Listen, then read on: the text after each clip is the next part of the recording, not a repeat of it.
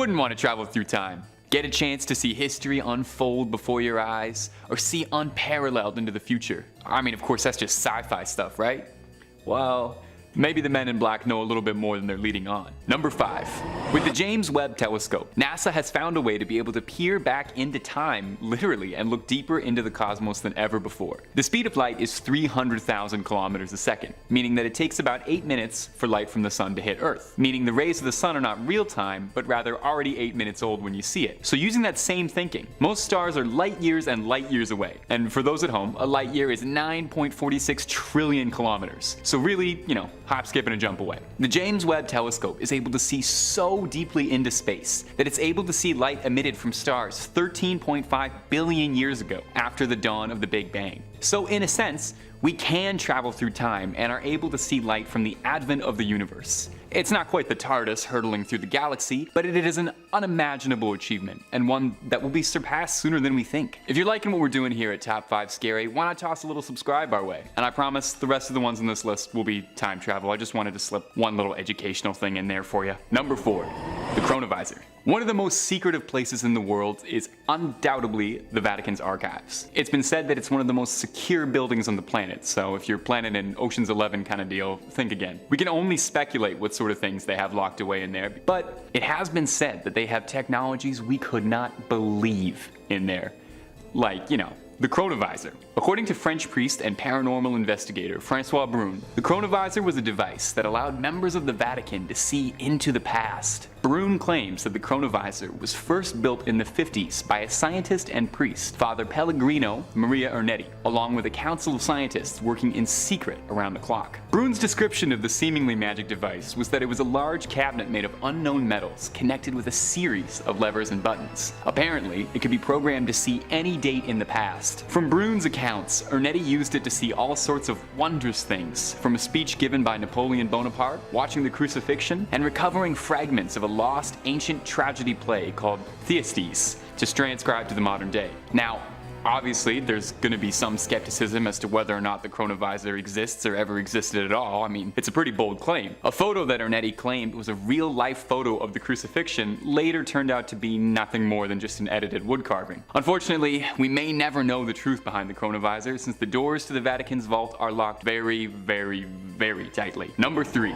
Gateway experience. The CIA was fascinated with harnessing psychic ability. This is very well documented, with several projects being released to the public about this sort of thing. To simplify it as much as I possibly can, the project was centered around using a combination of hypnosis and finely tuned audio to create an altered state of consciousness. The thinking was that through binaural beats, the output of the left and right hemispheres of the brain would sync up and make you more psychic good, I guess. The summation from one of the researchers is that a human brain operating normally is kind of like a lamp. But when both hemispheres are in sync, this light turns into a laser, reaching farther and more effective than before. The goal was to expand the human consciousness and have it reach outside the body, being able to astrally project yourself back in time. Test subjects would meditate in a mantra saying, "I am just a physical body, and I deeply desire to expand my consciousness," while listening to this hypnotic audio, putting their body into a sleep state. The subjects were told to visualize time as a wheel with spokes that point to events in their past, and just find a way to transport their consciousness back to those moments. In the early tests, less than 5% of the subjects were able to achieve this, but the team believed that with years of practice they'd be able to harness this ability better. The final stage of the learning and experience was an out-of-body movement, where the subject would be able to lift their consciousness out of the body entirely and harmoniously interact with the environment. However, unfortunately, no one in the project was able to reach this stage just yet. Number 2. In 2019, Reddit user Taured posted a story captioned, "Time travel is not what you think it's like." In the post, the user named Clark details the experience he had in college at Georgia State University when he was approached by someone scouting for a clinical trial dubbed Project BTAOW33. A little disappointing that it doesn't have a super cool name like Project Majestic or Project ZK47 or something, but okay. Going along, the researchers promised to pay for Clark's tuition in exchange for participating in a clinical trial. Clark met with the researchers and was taken to a small nondescript house in the Georgian mountain woods, wherein laid a silver metal house with a ring surrounding it, which the crew insisted the test subjects avoid coming into any contact with. Clark continues and says that there were only 2 other people participating in the trial with him, 2 other students of a similar age, a young man and a young woman. The 3 of them were ushered into the home and introduced to the experiment. The doctors told them they would be launching 3 hours into the future, and the entire house would be transported, and in 3 hours they would reapparate. The doctors reassured them that it would be completely safe, as they practiced on rats and dogs, although they didn't know what it would feel like. After a brief explanation, the doctors drove off to their control site to begin the experiment. And here's where it gets weird. Clark claims that outside became dark instantly. Not just dark, like black, like the abyss, like an unmoving void. In the post, he describes it as like being between dreams. He claims from here that the 3 test subjects began to panic, shaking around the room, desperately trying to see something outside or escape this house that they'd been locked in. Clark claims that he has no idea how long he was stuck inside that building, saying it could have been anywhere from minutes to hours to even days. One of the subjects attempted to escape, and he said he was lost to the void entirely. So what happened? Well, Clark claims that after an extended period of stasis in this void, they did appear 3 hours later in time, just like they had claimed, and that after being returned home, he'd never heard from the researchers or the project again. Number 1. The Philadelphia experiment was a US military experiment performed sometime around October 1943. The USS Eldridge was the center of these top secret Black Ops level tests. Officially, the project was to prototype advanced cloaking technology, with the intention being able to render an entire warship invisible. Think like what the Predator does, but for a battleship. Well, that would already be unnerving enough. Legend has it that the story runs deeper than that, and that the cloaking, ironically, was a cover for the true reason behind the trial, which was experimenting with time travel. Witnesses of the experiment claim that they saw the USS Eldridge disappear into a cloud of green smoke surrounding the ship, where it then vanished, before reappearing after a few seconds. Reports from the crew are horrifying to say the least, where they claim that they were affected in various disturbing ways. Crew complaining of intense headaches, nausea, some claiming they suffered mental issues after the trial. Others developed mysterious illness. Scariest of all, though, is the claims that some crew members had fused to the ship itself, skin and limbs fused to the bulkhead. One crew member in particular, Al Bielek, claims to have first-hand experience with the Eldritch, where he insists the experiment was a success, and when the Eldritch vanished, it reappeared in the year 2137. Bielek made a litany of claims about his visions of the future, claiming he saw a utopian vision of the future where the world was run on an AI that had eliminated all of the world's problems and conflicts. Officially, the US government has outright denied everything regarding the Philadelphia experiment and has ignored all of Bielek's claims altogether. But of course they would, okay? They're not gonna throw their hands up, lay their cards on the table, and be like, oh yeah, we've got time travel, we've been traveling time since the 40s, we've been experimenting with it ever since, you caught us. No, they're gonna keep it under wraps until they're ready, and they'll probably reveal it about 40 years ago. Number 5. Time Hipster? This one's an absolute classic in the time travelers caught on footage community, of which there are dozens of members. This strange photograph that's made the rounds of a man who looks like he's stepped out of time. The photo was taken in 1941 at the reopening of the South Fork Bridge in Canada, but when the photograph was included in a digital gallery in 2010, the internet instantly took to the guy in the crowd who looks like he just walked out of a crypto startup or had just come back from axe throwing and hitting the barcade. This guy is dressed in surprisingly hip clothes, looks like he's wearing contemporary shades, and kinda looks like he's holding a DSLR camera. You'd think a time traveler would be bringing back something a little bit more extravagant, but you know, maybe it was all he could afford. He could have spent all that money on those sweet shades and that cool shirt. Did he come back in time just to get some snaps of a bridge reopening? It seems like you could probably shoot your shot a lot higher if you were messing with the space-time continuum and all that. Nonetheless, the image of the well-dressed hipster in the crowd has sparked a lot of debate, since he definitely doesn't dress like he's from the 30s. Those shades are cooler than anything I've seen in that time period. Underneath what looks to be a contemporary hooded sweatshirt as well, he's wearing a Montreal Maroons jersey, a hockey team that played from 1924 to 1938. So either he's just very hip for the time, or he planned a disguise ahead of time to blend in with the locals. My theory? This guy knows all the best vintage stores are getting cleared out, and he's time traveling, going back to score vintage shirts from the appropriate time period. That Maroons jersey would definitely be a flex in 2022. Number 4. iPhone 1920. Now, if you're pretty active in that that aforementioned time travelers caught on footage community, I'm sure you've seen this one as well. But I'm sure we've got some new viewers too, so let's take a look at it. An excerpt from the 1928 film The Circus, starring Charlie Chaplin, an old silent movie about a penniless clown joining the circus. Probably the biggest laugh riot of the late 20s. It would already be a notable piece of American film history, but among those who hunt the truth, it might contain proof of a time traveler. A woman can be seen walking through in the background, wearing unnotable attire for the time period, but holding something up to her ear, which she appears to be talking into? What? As she walks by, it looks eerily like she's talking into a mobile phone of some sort. One has to wonder if she's getting good reception. I doubt Verizon had as many satellites in the 20s. Still, it's hard to deny that it definitely looks like she's talking into a cell phone. Now, some skeptics have offered some possibilities for what it could be, as skeptics are wont to do, with the most popular theory being that it's just a hearing aid of some kind, and the poor woman is just trying to hear better. Another slightly more cute suggestion is that the woman is just a bit camera shy and is trying to cover her face as she walks by. Or, also a possibility, she could just be an old woman talking to herself and she's having a moment. I've got to say, if she is a time traveler though, she is doing a very sloppy job letting herself get recorded and analyzed like this. Or maybe that's exactly what she wanted. We may never know, but since she's such a popular time traveler, you'd think by now someone would have tried to travel back in time to this incident just to get the facts and finally put a close to the case, right? If no one else will, I will. Number 3, time traveling car. This next video, footage from a dash cam in Russia from a patrol vehicle uploaded to YouTube, has garnered millions of views and lots of puzzled viewers. Take a look.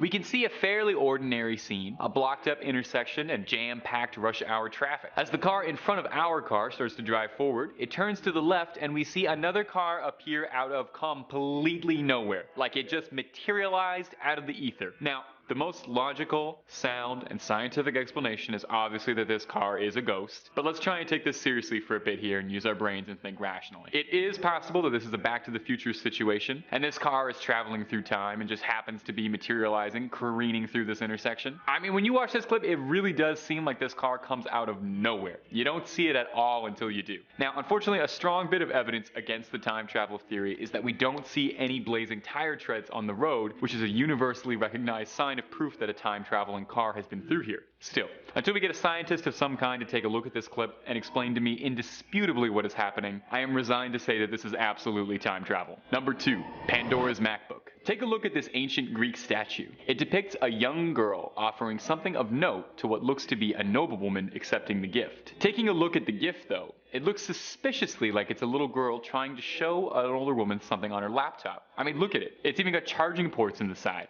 And it doesn't look like there's a USB slot though, so we have to assume it is history's first MacBook. Typical. Now, skeptics argue that it could be a depiction of a very hollow chest or a thin chest, but if this little girl is supposed to be offering the noblewoman a gift, I would say what good gift is going to come in a package that small? At best, it's a gift card, which is absolutely terrible, says you weren't thinking about it at all. It seems a lot more likely to me that someone traveled back to ancient Greece and maybe left their laptop somewhere, or offered it to the people as a gift of technological prowess from the future. Imagine traveling to an ancient civilization and showing them a MacBook. You would be heralded as their god. And if you showed them Fortnite, oh, they would be writing myths about you for eons. What if over the years, all the things that have been described as being godly, mythical powers were really just time-traveling pranksters going back to mess with the time stream a little bit? I'm very confident that if humanity ever does attain the ability to travel through time, teenagers will mostly use it to pull pranks and create irreversible damage to the timeline. In fact, I am almost certain that has already happened, given how odd the last couple years have been for us. Number 1, Keanu Reeves. Keanu Reeves may very well be the greatest actor of all time. A big statement, I know, but it is a hill I will protect with my life. Name a bad Keanu Reeves performance. You can't. From Neo to John Wick to Johnny Silverhand all the way to Theodore Logan III, Keanu Reeves always delivers. And it makes sense because he's been acting for a very long time. Maybe a very long time. There are an alarming amount of paintings and photos throughout history of people who appear to be the stunning image of Keanu Reeves. Now, the most likely answer, of course, is that Keanu Reeves has been traveling through time several times to research and prepare for whatever role he needs. Here he is as King Charlemagne, who was buried hurriedly in cold weather, perhaps as a way to cover up that the actor had to leave the role and there was nothing to bury. Here he is as Paul Mounet, a French actor who appeared in multiple silent films, who would later go on to be a professor. When Mounet passed, his body was never found, probably because he had to travel back to our timeline to be on The Tonight Show. Worth noting is that when directly confronted about his possible immortality or latent time traveling ability by Jimmy Fallon, Keanu did not outright deny it, instead only offering the quote, "We're all stardust, baby," which is absolutely something a man who has seen the depths of the cosmos would say. In a 2014 interview, when questioned about giving away the sum of his Matrix earnings to the stunt crew, he responded, "Money is the last thing I think about. I could live on what I have already made for the next few centuries." And maybe he already has. Number 5. The time-traveling hipster. The town of Gold Bridge, British Columbia was founded in 1932 with the idea of housing the people involved in the nearby gold mine in the neighboring town of Browlorne. Gold Bridge is a very small town, and therefore there was not a lot to do, resulting in anything that happened being an event. Such was the case in 1941, when the South Fork Bridge was reopened. The image in question shows a crowd of locals attending the reopening, wearing clothing typical of the time, with the men wearing suits and ties, as well as fedoras, and the women wearing smart, simple dresses and coats to keep them warm. However, there is one figure in the photo who stands out and feels a bit out of place. Near the front of the crowd is a man in sunglasses who appears to be wearing a t-shirt and sweater rather than the era-appropriate attire. This image has made the rounds online, with many claiming that it is a photo of a time traveler caught on film. But are there other possibilities? Of course. The style of the sunglasses the man is wearing first appeared in the 1920s, and the t-shirt he is wearing could actually be an ice hockey jersey with a sewn-on emblem.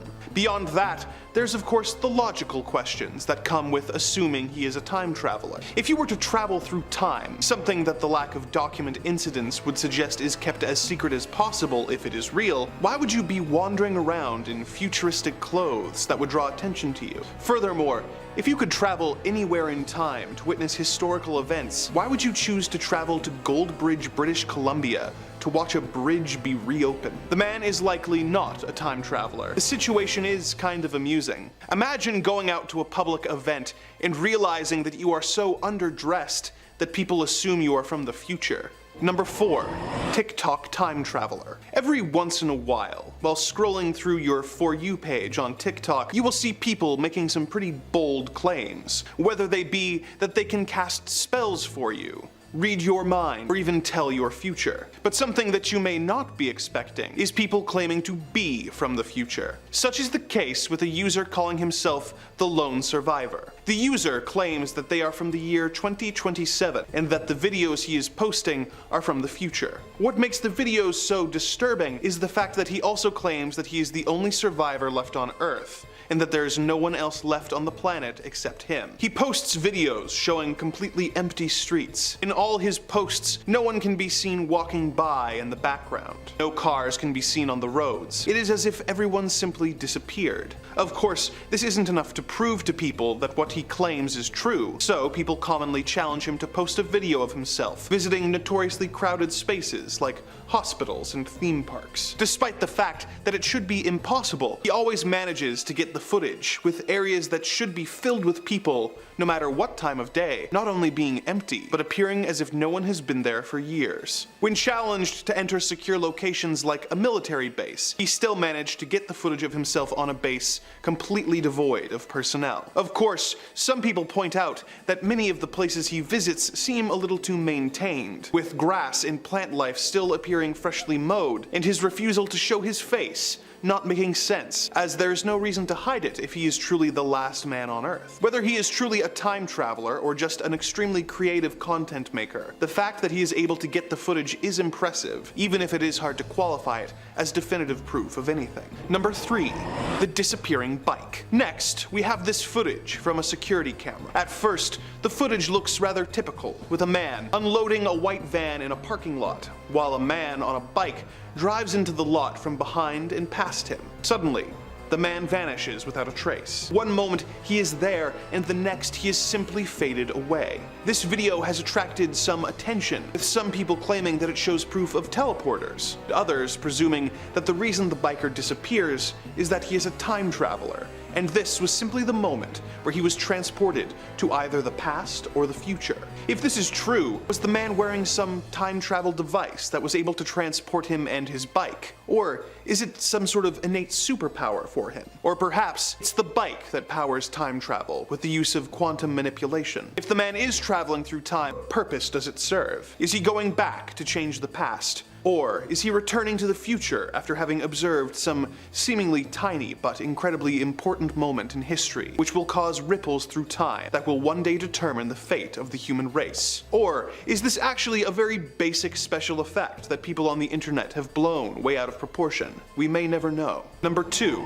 Movie extras from the future. If you could go back in time, what are some of the minor, non-earth-shattering things you would do? Personally, there are concerts or films from before my time that I would want to experience with a crowd that is seeing them for the very first time, sitting down in their seats, unaware that they are about to witness an iconic piece of history unfold before their very eyes. Or perhaps it might be fun to take it one step further and be a part of an iconic piece of art. One of the definitive filmmakers of early movies was of course Charlie Chaplin, known for his comedic silent films where his character, the tramp, would be put in bold and hilarious situations. His influence on film history is incalculable, so if one was to travel in time to watch a classic filmmaker at work, then Chaplin would be a great choice. Chaplin's 1928 film The Circus, which he wrote, produced, directed, and starred in, follows the tramp running away from the police and into a circus act where he inadvertently becomes a star performer. It and The Gold Rush are considered to be Chaplin's best films, so it makes sense that if a fan from the future were to pick a Chaplin movie to make a cameo in, it would be this one. During a moment in the film, one of the extras walking by in the background can be seen holding something up to her ear and talking into it. The film quality isn't great, but many insisted that the woman was talking with someone on a cell phone. The story was widely circulated, even appearing in TV news reports all over the world. Who is she on the phone with? Who is she talking to? And what is she saying? Is she bragging about the fact that she has managed to permanently ingrain herself in film history? The irony is that for many modern audiences, this is the only scene from the movie they have seen, keeping an eye out for this supposed time traveler. So, whether it is true or not, for many people, the woman walking by in the background is the most iconic part of the film. Of course, some people believe that she is actually holding up and using an ear trumpet, while others believe that she is using one of the very first portable hearing aids that were beginning to be rolled out around this time. Whatever the case, the exact nature of this woman and what she is doing remains a mystery. Number 1. Similar faces throughout history. One of the most common examples of supposed evidence given as proof of time travel is old photos of people that happen to look a lot like celebrities from our time period. One of the more recent, widely passed around images, for example, is this image of a young woman working in a gold mine in 1898 who looks remarkably like the modern-day climate activist Greta Thunberg. While it can be interesting to see these doppelgangers from across time, it really isn't proof of anything other than the fact that there's really only so many combinations of facial features available before you start seeing repeats. However, there is one image that I want to draw your attention to because it is just too weird. If you look at this photo from the year 1885, you will see two men standing in front of an under construction clock tower. The photo was taken at a fundraising event for the construction of the tower, and at first glance, there's really nothing notable about it. However, things start to get complicated once you see this newspaper from nearly 100 years later. The man featured on the front page is almost identical to the man in the clock photo. The newspaper is even from the same town that the clock tower was being built in all those years earlier, making it an important part of the town's history that a local time traveler might have interest in. But what really clinches it is the fact that, as the headline points out, the man is a local inventor. Did this man crack the mystery of time travel? Or is this just another case where similar-looking men appear throughout history and cause us to wildly speculate? We may never know. Number 5 on this list is John Titor. John is one of the most well-known time travelers and one of the most concrete stories that we have that the practice could be possible. Bustle says, in a thread begun in the fall of 2000 about time travel paradoxes on the online forum, the Time Travel Institute, now known as Curious Cosmos, a user responded to a comment about how a time machine could theoretically be built with the following message. Wow, Paul is right on the money. I was just about to give up hope on anyone knowing who Tipler or Kerr was on this word line.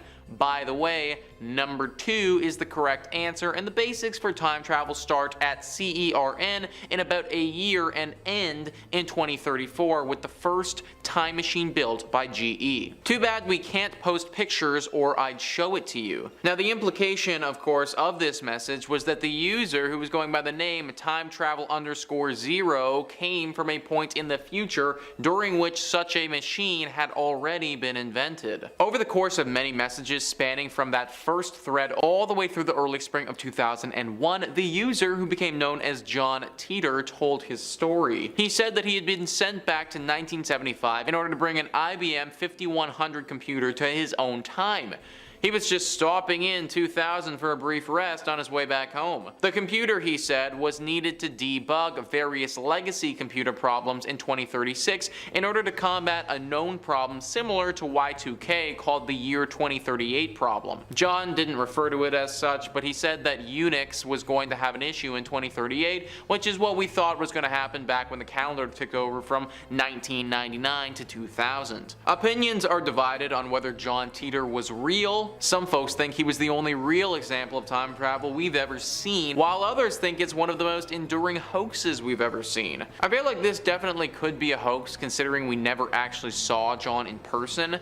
Granted, if he truly is a time traveler, then he would have probably been told not to see people in person cause it would alter the future in ways that we might not know. I don't know, definitely a weird one here, folks. Let me know in the comments down below what you got, hoax or reality. Number 4 on this list is Barack Obama. Yeah, I know folks, this one's a little weird. Now I want to come out and say that Obama himself doesn't claim that he's done this. There is a few people who believe that he has though. Bustle says Andrew D. Basiago and William Stillings stepped forward claiming that they were former chrononauts who had worked with an alleged DARPA program called Project Pegasus. Project Pegasus, they said, had been developed in the 1970s. In 1980, they were taking a Mars training class at a community college in California, the college presumably functioning as a cover for the alleged program, when they were picked to go to Mars. The mode of transport? Teleportation. It gets better too. Basiago and Stillings also said that the then 19-year-old Barack Obama, whom they claimed was going by the name Barry Soetoro at the time, was also one of the students chosen to go to Mars. They said the teleportation occurred via something called a jump room. The White House has denied that Obama has ever been to Mars. Only if you count watching Marvin the Martian, Tommy Vietor, then the spokesperson from the National Security Council told Wired's Danger Room in 2012. So if this is true, then Obama may have been to Mars by form of time traveling? It's pretty wild and out there, and let's face it, most likely not true. But let's just go down the rabbit hole that this could be true. Imagine if the former US president has literally been time traveling this whole time and been into the future. I feel like there is a solid movie premise right there. Some production company has got to pick that one up. Number 3 on this list is Valerie Lukyanova. Valerie is a Ukrainian model who is famous for her uncanny resemblance to Barbie. She's literally known as the real-life Barbie doll, and it truly does stick, folks. She naturally looks a ton like Barbie as is, and then with a few contact lenses and some well done makeup, it is pretty ridiculous. Anyways, she's been known to have some pretty interesting opinions as well. One of these opinions, or maybe experiences, if it actually did happen, is that she is a time-traveling space alien who has come from the future, and she's been sent here with the purpose of helping and changing the human race. Now, she's come out and spoke about this in Vice's online series, My Life. She believes that she is from the future, and she's supposed to change the human race from the human consumer to the human demigod. Which is kind of strange because she markets herself like Barbie, a clear signature of westernized consumerism. Either way, she is from the future and is trying to turn us into demigods. How we are going to become demigods, or what that would even look like is anyone's best guess, I'd say. She also didn't say what time period she came from, so who knows how far in the future she's from. If, of course, she actually is from the future and this all wasn't some made-up publicity stunt. Number 2 on this list is the hipster.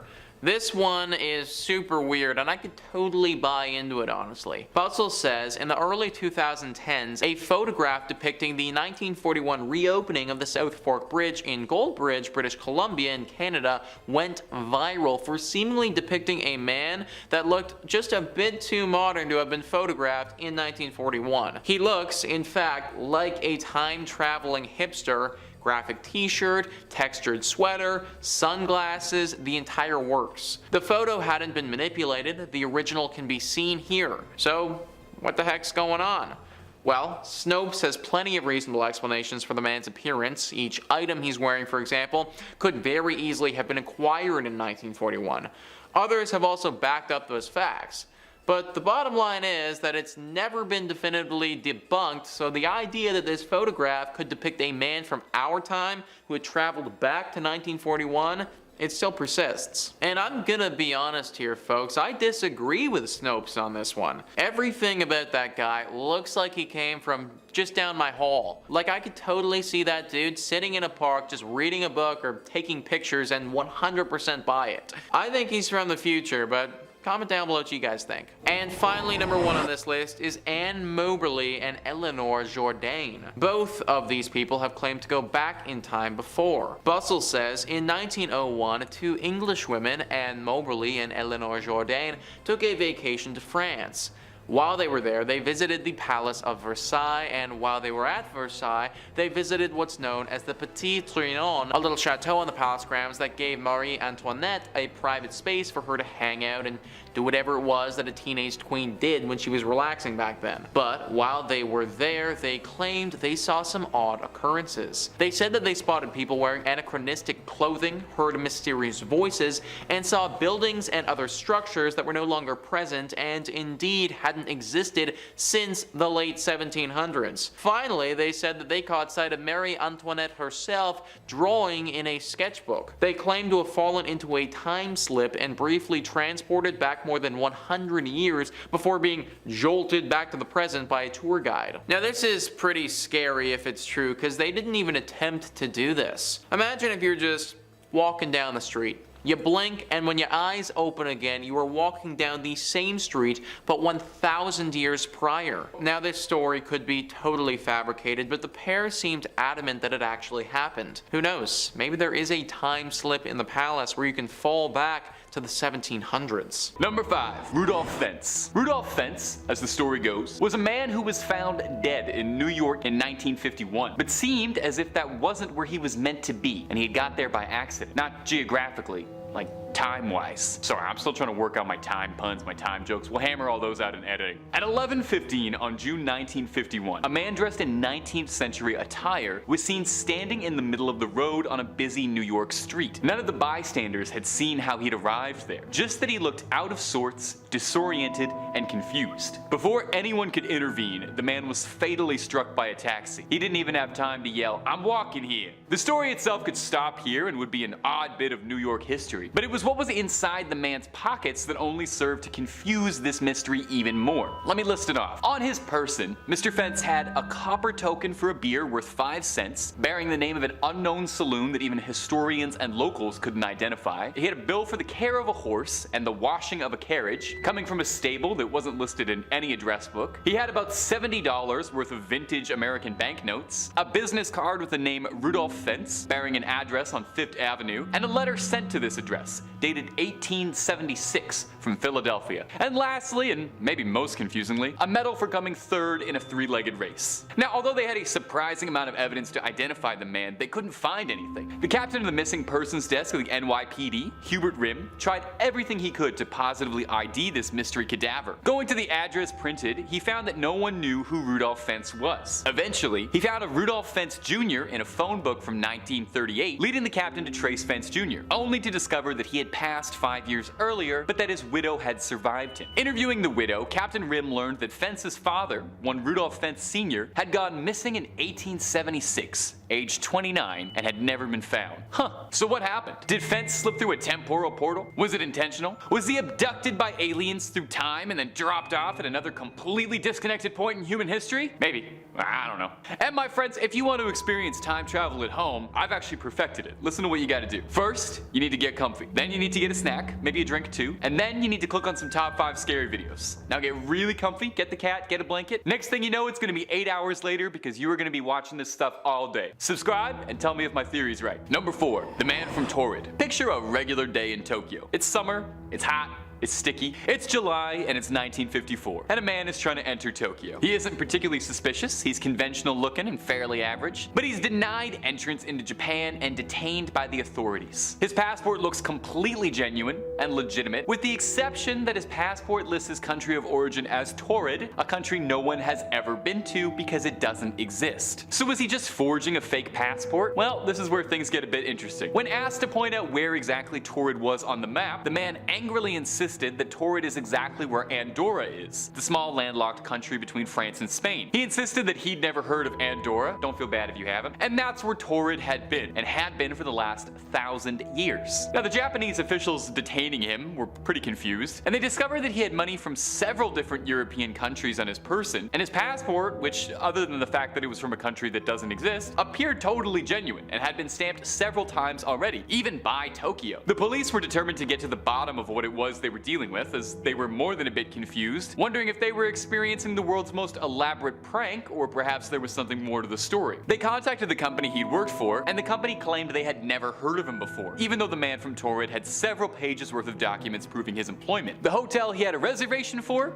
Never heard of him. The company he was meeting in Tokyo? Never heard of him. After a while of investigations that were only turning up more questions than answers, police returned to his hotel room to release him, only to discover that the man had vanished. No one saw him leave the hotel, and there was no way he could have escaped from the window, as the hotel room was nearly on the top floor and there were no balconies. In the years succeeding, there have been all kinds of rumors and speculations as to just what the man from Taured was. Some have put forward that he could have been a time traveler. It's definitely possible. Another prevailing theory is that he's a man from a different timeline or a different reality altogether, who somehow fell into this one. With this line of thinking, is it unreasonable to consider that the man from Taured wasn't from this world at all? Could he have been a visitor from another planet? Could Taured have been the name of his planet? Our visitor's true home? I mean, maybe. Number 3, John Titor. John Titor is the name of a man who claimed he had traveled back in time during the 2000s. Kind of an odd time to travel back in time too, unless maybe you're hatching a complicated scheme to invest in Bitcoin. Anyway, Titor made his post on the Time Travel Institute forum, where he claimed to be a soldier from the far-off year of 2036. So we've got about 12 years to see if any of what he claimed is right, although mild spoiler warning, he's been wrong for most of it. Regardless, let's take a look together. He claims that he had been sent back in time as part of a US government operation to the year 1976, where Mr. Titor was sent back to recover an IBM 5100 computer, as it was essential to debugging something in his timeline, or something, some time travel stuff. Now, there's a lot more working against Mr. Titor being a time traveler than there is evidence working for him. Foremost, that a lot of his predictions for the future ended up being totally bogus. For one,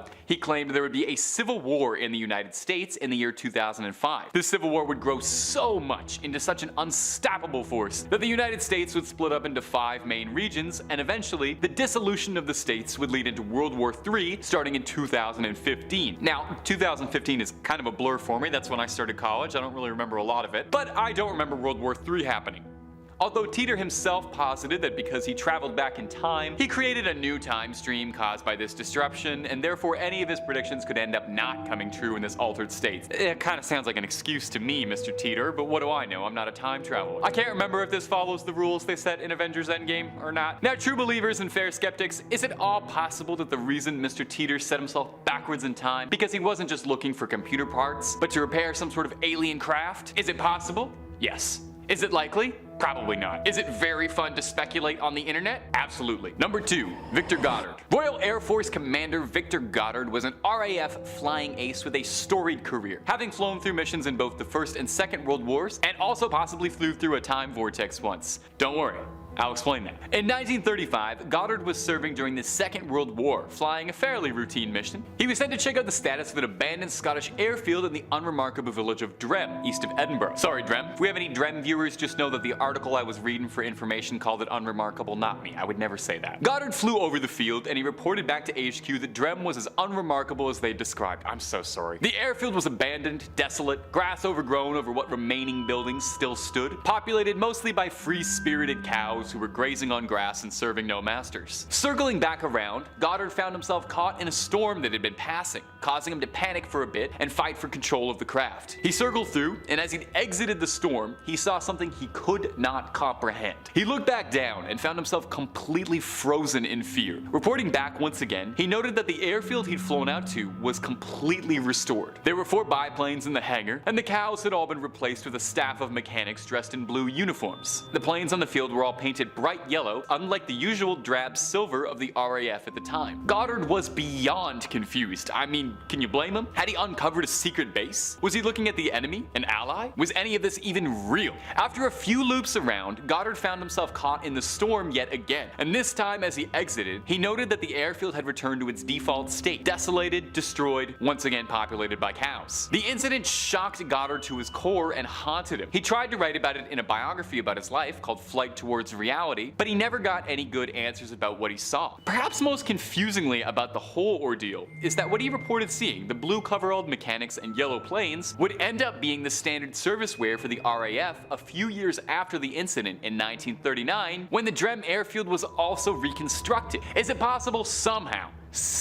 that Goddard managed to slip forward in time a few years? Was he caught in a vortex? Was the cloud perhaps some sort of unbelievable extraterrestrial technology that he was simply swept up in something larger than himself? Or was the whole experience a product of too much coffee before a mission and not enough sleep? Number 1. Mike Markham. In the best movies, time travel is perfected by one lone scientist working round the clock in a garage tirelessly, perhaps just a little bit off of his rocker. Now don't think I'm passing judgment at all here. The best leaps in technology have been made by men who were more than a little bit off their rocker. Enter Mike Markham, who in 1995 claims to have cracked the code for time travel with stuff he had lying around the house. He was a 21-year-old electrical engineering major who loved building gizmos at home, but his magnum opus was a device he called the Jacob's Ladder, which was a personal time machine that could send a human being backwards or forwards in time. Now, I can't even begin to parse the explanation for the machine. They didn't hire me for my brain, but if you go hunting after this video, you'll be able to find some detailing how the machine works. But what I can tell you is that it was constructed from a laser from inside a CD player and a continuous arc between 2 poles. Again, I don't know how this works, I'm just reporting the facts. Markham claimed that his device was capable of generating such energy that when he threw a piece of sheet metal into it, it disappeared and reappeared seconds later, which sounds terrifying. I don't know if I want to be on a time machine that's reconstructing me Enterprise transporter style. There are just way too many accidents involved with stuff like that. Unsatisfied with just a piece of sheet metal traveling through the time stream, Markham set out on seeing what would happen if he hooked Jacob's Ladder up to a massive power grid and stole 6 transformers from a local station. This experiment would cause a blackout in the neighborhood, leading to Markham's arrest. Now, he would spend a few months in jail, but the incident garnered enough local attention that Markham became a bit of a local hero, and was stunned to discover that after his release, there were offers from aid from pretty much all over, from people offering to donate supplies, money, time, you name it. The people want to time travel. With all the newfound aid, Markham would spend the next 2 years working on the Jacob's Ladder Mark II, having now rebuilt it to accommodate the size of a person. Updates from Markham would end around 1997 though, when he vanished from the public eye and the world at large. He missed a meeting with his parole officer, and when police responded to try and track Markham down, they found the warehouse that he was using as his personal workshop, but they didn't find him there. They just found burnt up machines, damaged electronics, and singed walls. So did Markham's machine work? Well, maybe when he comes back from time, he can tell us. Number 5. Victor Goddard. Royal Air Force Commander Victor Goddard was a flying ace who served with the RAF in the First and Second World Wars, who seemed to be a vessel for paranormal activity. In 1935, during action in the Second World War, Sir Goddard was sent to investigate the condition of an abandoned Scottish airfield in the unnotable village of Drem, east of Edinburgh. When Goddard flew over the field, he reported it, as they'd expected, that it was as they described, a desolate, abandoned airfield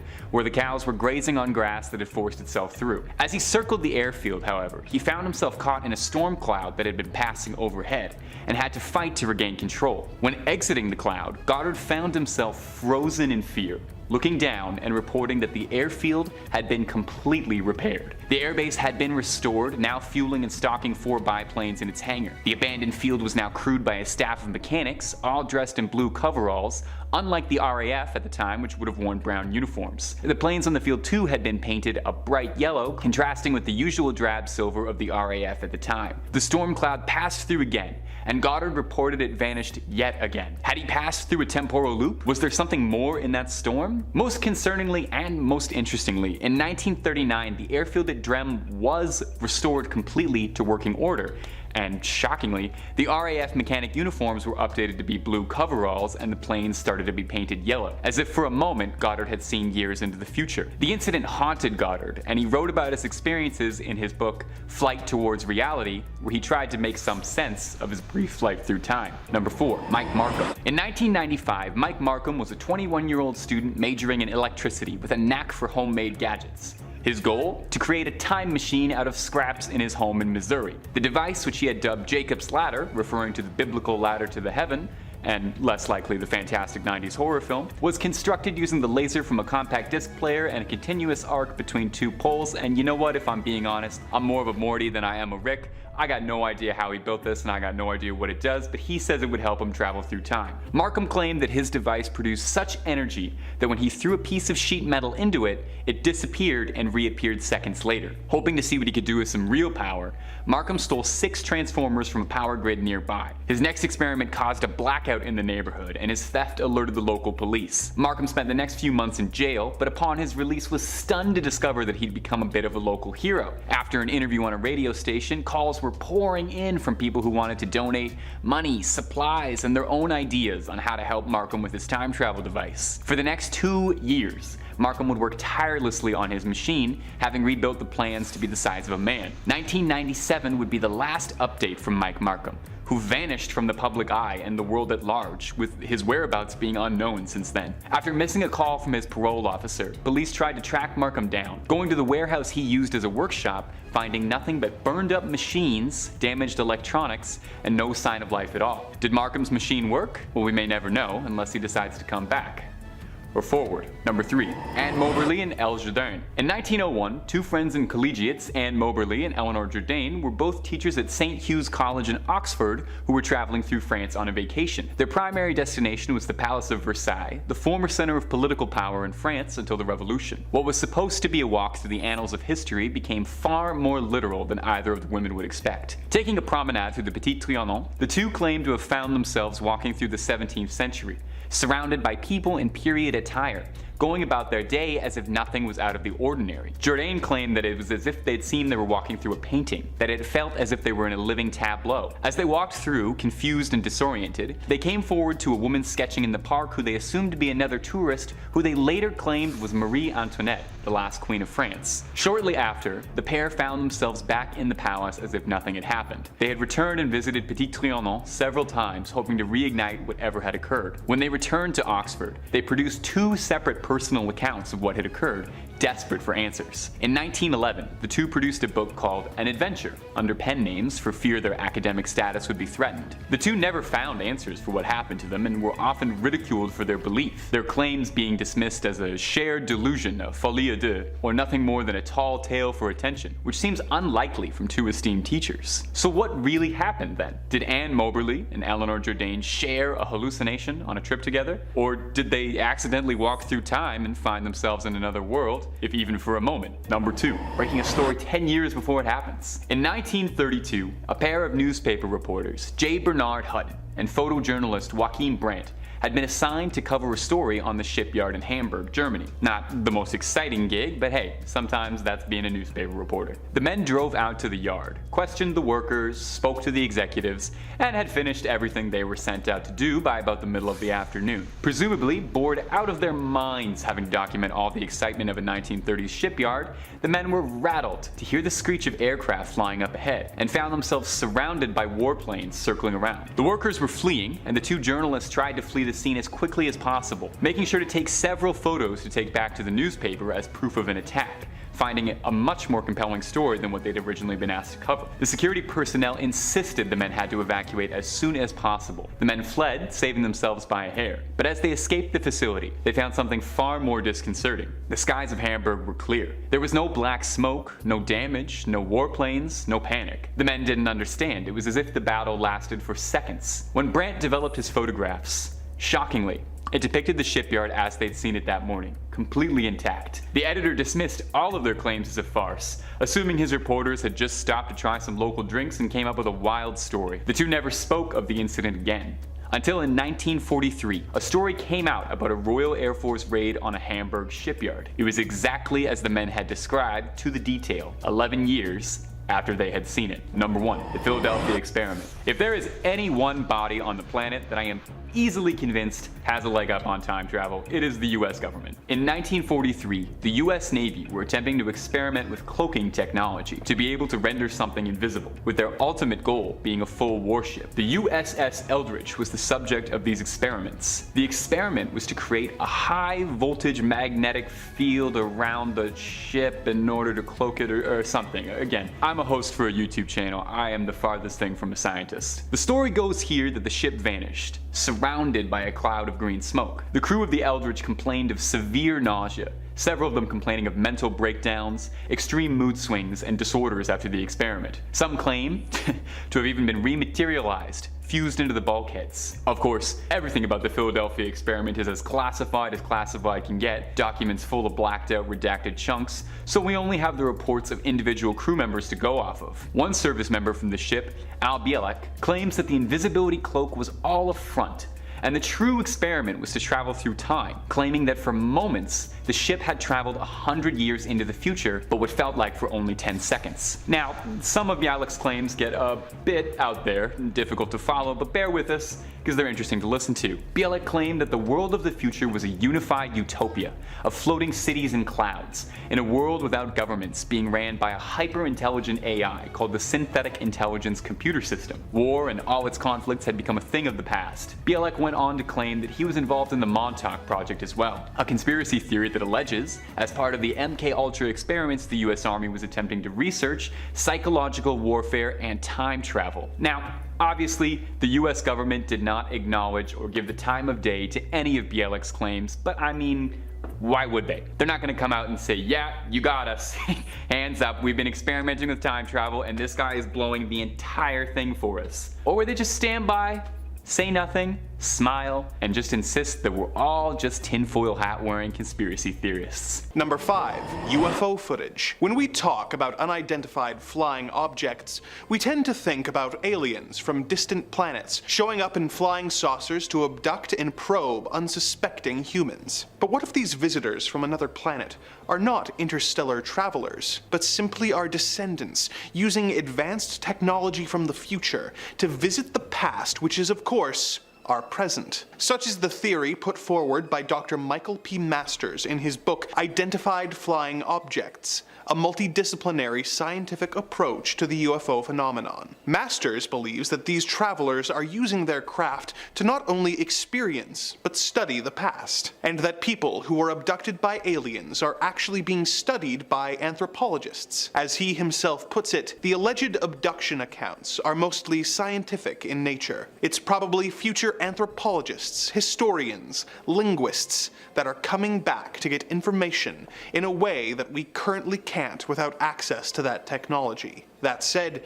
I do think that some component of it is also tourism. Undoubtedly, in the future, there are those that will pay a lot of money to have the opportunity to go back and observe their favorite period in history. Some of the most popular tourist sites are the pyramids of Giza and Machu Picchu in Peru, and old prehistoric sites. There's certainly still missing pieces of the puzzle, he said. There are aspects of time that we don't yet understand. Wanted is a theory of quantum gravity, and we can meld general relativity and quantum mechanics. I'm just trying to put forth the best model I can based on the current scientific knowledge.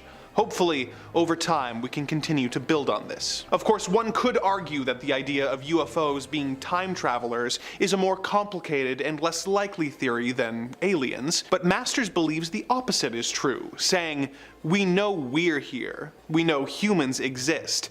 We know that, and we've had a long evolutionary history on this planet. And we know our technology is going to be more advanced in the future. I think the simplest explanation, innately, is that it is us. I'm just trying to offer what is likely the most parsimonious explanation. If Masters is correct in his theory, and extraterrestrials are really extratempestrials, as he has dubbed them, then all the footage of unidentified flying objects that has been discovered, including both the amateur tapes and the ones that were released to the public officially by the Pentagon a few years ago, are actually footage of time travel in action. This could explain how so many UFOs appear to be moving at speeds that are impossible for current craft to achieve, and how they seem to appear and disappear in what seems like an instant. Number 4. The James Webb Telescope. Our next entry is a bit more literal and less grand than the others on this list, but it is still worth mentioning. The James Webb Telescope may not be able to transport us back in time, but what it can do is let us look into the distant past, perhaps to show us where we came from as a species at the moment of creation. The James Webb Space Telescope was first launched in late December 2021. It was a collaborative project between NASA, the European Space Agency, and the Canadian Space Agency. It uses infrared astronomy to view things in the vast cosmos of space that would be impossible for even the Hubble Space Telescope to see, with its first release image being touted as the deepest photo of the universe ever taken. But what does this have to do with time travel? Well, as NASA scientists explained it, telescopes can be time machines. Looking out in space is like looking back in time. It sounds magical, but it's actually very simple. Light needs time to travel across the vast distances of space to reach us. So, light moves at a speed of about 1 billion kilometers per hour. So the time it takes the light from a light bulb to reach your eyes is pretty much imperceptible. But light that is reaching you from millions or billions of kilometers away, such as the light of a star, can be centuries, millennia, or even eons old by the time we see it. So the James Webb Telescope isn't just the telescope that can view the furthest into the universe. It is also the telescope that can see the furthest back in time, showing images of galaxies of stars as they appeared 13.5 billion years ago. Scientists hope that they will be able to use the telescope to look even further back in time in order to see the first few 100 million years of the universe after the Big Bang, so that we can observe the forces that resulted in the birth of our little blue planet in action. Number 3. Time travel at Area 51. Next up, we have a Reddit post from an anonymous user who claims to be a former employee of the infamous Area 51, who stumbled upon footage that proves the existence of time travel. This post should of course be taken with a massive grain of salt, but the mechanics of time travel it talks about are worth discussing, so I have included it on this list. As the user themselves put it, I worked for years at Area 51, being brought in on Janet Airlines and getting paid through companies I had never worked for, just like many other employees have. In my time there, my main job was sorting and archiving the footage and notes of various projects that they were researching or working on. I would see notes and tapes of the various experimental aircraft we were developing, hours of grainy UFO footage, and anything else you can imagine from such a secretive branch of the government. However, one of the strangest things to cross my desk was not about aliens, but about the government's attempts to harness the power of time travel. The transcripts, and presumably the accompanying recordings they were based off of, were labeled as Project Throwback, and they talked about how in the late 90s, the government had created a machine based off of alien technology recovered from various UFO crashes over the years that they believed might be able to send people back in time. They had created the machine and wanted to begin testing it, thinking that the ability to change history in a way that aligned with American interests could be an amazing win for our country. The disasters and attacks that could be prevented alone made it worth the time and money that would be required to create such a tool. After years of working on it, it was finally time to test it. The goal of the test was to send a man back in time a day in the past as proof of concept. In order to avoid any potential paradoxes that they didn't know the potential consequences of, they had a site designated for the test pilot from the future to go to and return from without crossing paths with his past self or the scientists who were working on the project, so that they wouldn't know the results of the experiment outside of its proper chronology. The machine seemed to work at first, disappearing with the pilot as expected. However, the craft never returned, and no evidence of him in the designated site was found. The scientists involved theorized in their reports that the pilot may have been killed in his time travel attempt, or may have created a branch reality where the experiment was a success. But there is no way to know where he went for sure, or if we can ever bring him back. Now, obviously the veracity of this Reddit post is dubious at best, but the idea of time travel creating alternate timelines where the changes take hold as opposed to the more commonly used in pop culture version of time travel, where one timeline is being changed and affected, is interesting. Does this story of an Area 51 employee coming across a tape proving that the government is experimenting with temporal travel have any element of truth to it? And if it does, what happened to the pilot of the machine? Where and when did he end up? There is no way to know for sure. Number 2. Time-traveling priests of the Vatican. The Vatican City is a sacerdotal monarchical state that is ruled by the Pope, making it a city-state. The Vatican is extremely secretive and is the source of thousands of conspiracy theories that range from highly improbable to basically confirmed. Somewhere on that spectrum, you will find the tale of the Vatican's device for looking through time that is known simply as the chronovisor. The theory came to light in 1972 when an Italian newspaper published a story claiming that a monk/scientist by the name of Marcello Pellegrino Ernetti had led a team of scientists including Erno Fermi and Werner von Braun to use the principle that energy is neither created nor destroyed, it only transforms, in order to create a machine that would allow them to see and hear through time in order to witness sounds and images of important historical events. Some media claims that Ernetti was able to use this machine to capture footage of Jesus on his way to his crucifixion, to view and transcribe lost ancient Greek plays, and witness speeches made by historical figures such as Napoleon. Apparently the machine was deemed to be too dangerous by the Vatican and was either hidden away or destroyed. Lending some credence to this story is a decree from the Vatican in 1988 that threatened excommunication for any person using a device that matched the description of the chronovisor. Is the chronovisor real?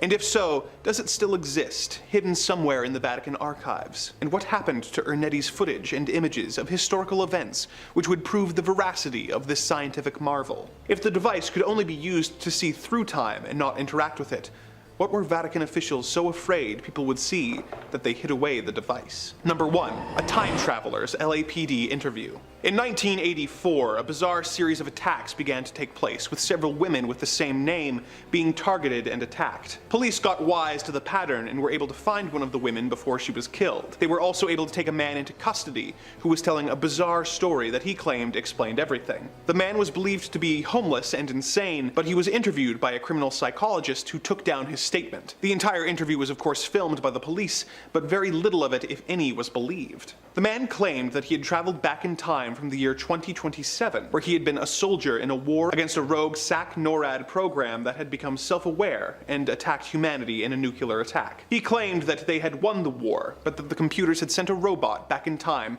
to try and change the outcome, but that he had followed to prevent this. These claims were of course written off as a paranoid delusion, but soon after, the precinct was attacked by a large man who seemed intent on ending the lives of everyone in the building. Security footage of the attack shows the attacker shrugging off bullets and effortlessly wiping out the precinct. The supposed time traveler and the woman managed to escape. The woman was eventually institutionalized after having a mental breakdown, presumably caused by the incident, but neither the supposed time traveler or the attacker were ever seen again. Were they really from a dystopian future? Where did the attacker go? And most importantly, will he be back? We may never know for sure. Number 5, Victor Goddard. Now, if I've said it once, I've said it a million times, but I place a lot of belief and trust in experiences that come from pilots, since they are legitimately trained to recognize the unknown in the air and remember everything about what they see. Hey, my ADHD brain can never ever remember that much unless it's a hyperfixation, and even then, I wouldn't trust it to remember anything on command when I'm overwhelmed. Back in 1935, when he was a wing commander, Sir Victor Goddard was instructed to inspect an inactive airbase located in Drem near Edinburgh in Scotland. While flying over it, Sir Goddard found the airbase to be in a poor state with cattle grazing on the wild grass that had now forced its way through the tarmac. Like I swear the entire place was in complete shambles. Later on, while flying his plane though, he got into a bit of trouble thanks to the harsh weather conditions, and to avoid an accident, Sir Goddard decided to fly back to the abandoned airbase till the weather cleared out a little bit. As he approached the airbase, the torrential rain oddly and very abruptly gave way to bright sunshine when Sir Victor noticed that the airbase was not only in mint condition, but in use. He spotted mechanics wearing blue overalls working on the yellow planes parked on the runway, but he was unable to recognize a single craft on the base. There was no way the place could have gone from decrepit to fully renovated and operational in half an afternoon, and more importantly, these guys weren't wearing the khaki-colored uniforms that were a norm at the time. Oh, and by the way, the Air Force at the time painted all their planes in silver. Not yellow. Completely baffled by what on earth was going on, Sir Goddard got the shock of his life 4 years later. So Europe was war-torn and he happened to visit Drem again. But this time he saw everything he saw 4 years back in 1935. The same people in blue overalls servicing yellow planes, and he even found the plane he couldn't recognize before, now identifying it as a Miles Magister. I've had like a glimpse into the future before myself, but never a slip that detailed. Honestly, out of the entire list that I've curated for y'all today, this is one instance where history was actually able to prove it. So, time slip confirmed. Number 4, the Mandela effect. Okay, think about this one. Really think about it. The Mandela effect is a phenomenon where a large group of people remember something differently from how it occurred in reality. It is named after Nelson Mandela, as some incorrectly remembered him dying in prison in the 1980s. Now, while some people say the Mandela effect is just due to confirmation bias or misremembering, others entertain more speculative explanations, such as, parallel universes, or in my beliefs, time slips, time travel. Hey, what's the first rule of time travel? Never touch anything, because it could impact the future and spiral. So what if the Mandela effect is just leftovers from people traveling back in time and messing with the past? Ergo, affecting the present timeline. Let's start with the most famous example. Even though, Nelson Mandela didn't pass away until 2013, many people remember him dying in the 80s while in prison. And some folks even remember his widow giving a speech after his death, vividly. So what if somebody went back in time and saved him from passing, ergo changing the timeline? Okay, look, if you don't believe the big thing, just look at the amount of small things that have changed over the years. Berenstain Bears, which is one I remember having totally different spelling, the Monopoly Man having a monocle, the creator of Peanuts having a T in his last name, that one boggled my mind. Fruit of the Loom having a cornucopia in their logo, which looks much better. Luke, I Am Your Father. Mirror, mirror on the wall. Like, trust me, I could be here for ages listing all the obvious examples off. It makes sense to me. The times just sort of slipped and warped and changed. Number 3, the chronovisor. No, this isn't some kind of weird hat or goggles. Italian Benedictine monk Pellegrino Ernetti claimed to have used a time viewer which could film the past without sound, and used it to obtain a photograph of the crucifixion of Jesus and view scenes from ancient Rome, including a performance of the lost play Thyestes. Or is it Thyestes? Let me know in the comments. Now, this was mostly scrubbed away in history until 2002, when author Father François Brun swore in his book, Le Nouveau Mystère du Vatican, that the chronovisor not only exists, but that he learned about it in the early 1960s. A day after he met scientist priest Father Pellegrino for the first time, the two were sailing along the Grand Canal of Venice, discussing, biblical interpretations, when Ernetti explained that theories and interpretations were unnecessary, when you could just see the truth for yourself. Which, I wish. It would make so much more sense in life. He explained to Brun how the chronovisor functioned, allowing the viewer to both see and hear events of the past and future. And hey, if you don't believe my word, his full account is included in Brun's book. With a little digging, researchers will find first mentions of the chronovisor in a 1972 article published in the Italian magazine La Domenica del Corriere, entitled "A Machine That Photographs the Past Has Finally Been Invented." Belonging to the Vatican, the chronovisor time machine is heralded as one of the papacy's best kept or worst kept secrets. The device is said to be replete with 3 precious alloys, cathodes, dials, levers, and that it has the ability, once again, to display a myriad of historic events in biblical and Roman history. Acting as a sort of television, the chronovisor has even supposedly verified the existence of Jesus Christ and once again broadcast that crucifixion. Ouch! The chronovisor time machine is claimed to have been invented in the 1950s by a dedicated and secret team of Italian scientists, including physicist Enrico Fermi and, yep, our favorite, Ernetti. Critics may take credibility issues with the fact that Ernetti eventually became a priest, but this critic doesn't take issue with that. More so that the Vatican is hiding a tool that could be used to help solve unanswered crimes around the world and help people. Imagine how many killings could be solved, and how many families of lost people could have answers. And just, I don't know, I think it'd be pretty cool to look back through history and just be like, oh, so that's what actually happened, instead of the fan fiction we often read in our textbooks. Number 2, Project Rainbow. The legend of the Philadelphia experiment, a story that has permeated paranormal lore for decades, is a fascinating tale of alleged military experimentation in science fiction-like events that unfolded around the USS Eldridge at the Philadelphia Naval Shipyard in 1943. This narrative has captured the fascination of many, myself included. The story first emerged in the late 1950s when an ex-merchant mariner named Carl M. Allen sent a book filled with handwritten annotations to the U.S. Office of Naval Research. The annotations appeared to detail a heated debate among multiple individuals about Morris K. Jessup's book on unidentified flying objects, and they touched upon alien races and propulsion for flying saucers. A mysterious figure named Jemmy was at the center of this discourse. Using the name Carlos Miguel Allende, introduced the concept of a dangerous experiment allegedly conducted by the U.S. Navy in 1943. This experiment involved rendering the USS Eldridge invisible and teleporting it from Philadelphia to Norfolk, Virginia. Allen claimed to have witnessed this event while serving on another ship. The story took an even stranger turn, though, when two officers at the Office of Naval Research took an interest in the matter. They showed Jessup the annotated book and noticed similarities in the handwriting between the annotations and the letters they received from Allen. Over the years, this tale gained popularity through various iterations in books and films. Most notably, Charles Berlitz's and William L. Moore's book, The Philadelphia Experiment, Project Invisibility, and the subsequent 1984 time travel film titled The Philadelphia Experiment. Some individuals even claim to have been aboard the USS Eldridge during the alleged experiment, further blurring the lines between fact and fiction. And despite the enduring allure of the experiment, it kind of remains a contentious story. The U.S. Navy has consistently denied its existence, go figure, stating that the experiment contradicts well-established facts about the USS Eldridge and is rooted in non-existent physics. I think we all know at this point to take any government statements with a pound of salt. Many aspects of the story, such as the supposed side effects on the crew, the teleportation, and the invisibility, they might lack concrete evidence, but they've got quite a few anecdotal accounts and pretty valid information. Ultimately, the truth behind this legend remains elusive, nestled in the shadowy realms of speculation and intrigue, but I believe it. Number 1. Die Glocke. So since this device happens to be from World War II, I apologize in advance for how nonsensical I might sound, since the interwebs don't really like the name of the evil dictator at the time or his Yahtzee followers, if you get my drift. In his 2001 book, The Hunt for Zero Point, author Nick Cook identified claims about Die Glocke as having originated in the 2000 Polish book, The Truth About the Wonder Weapon by Igor Witkowski.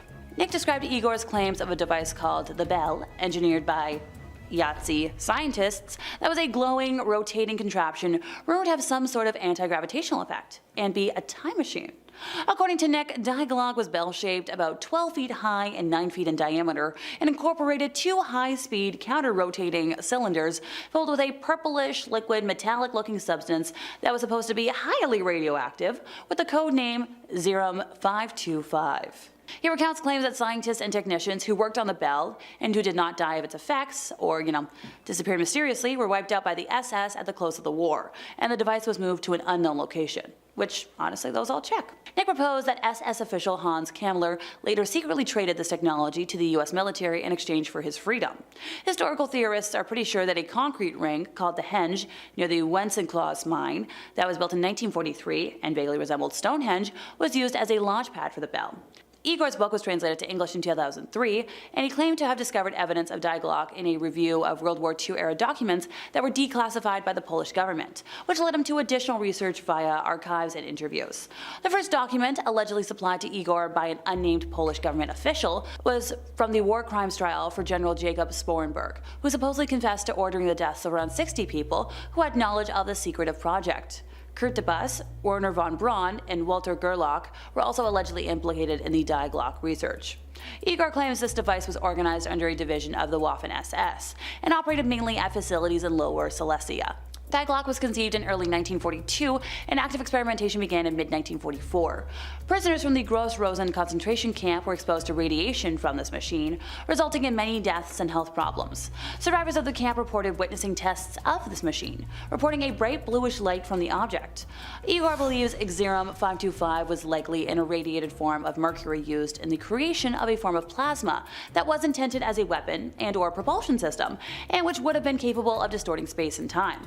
So what you're telling me is there is indeed a time-traveling device out there. I just need to find it. Game on.